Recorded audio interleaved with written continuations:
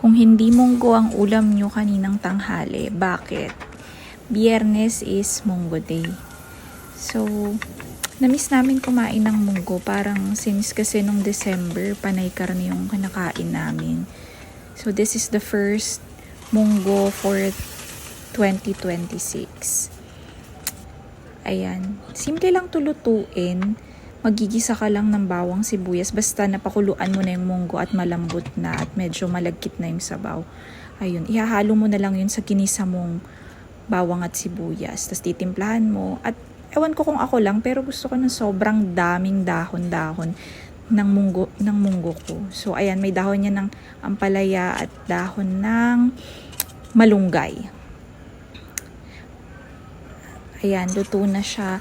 At ang pinartner namin ay dulong. Sobrang fresh nito nung nabili sa palengke. So, ayan, ipiprito natin yan. Manipis lang para lumutong siya. Tsaka, mas gusto namin ng mas maliliit lang yung portion para parang bite size lang. Ayan, ready na, malutong na. Tikiman time na. Ayan, obvious naman, lagi kong inuuna yung mga dahon-dahon. Gusto ko talaga yung mga dahon sa munggo. Ayan, paulit-ulit na ako. Obviously, sobrang gusto ko nung dahon. At ayan, wala pang sausawan, pero kinain ko na. Ang sarap. Ang sarap i-partner ng munggo sa mga prito, no?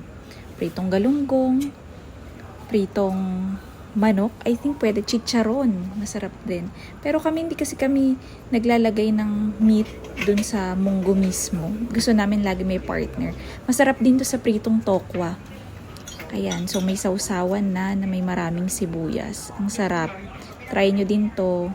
Kain!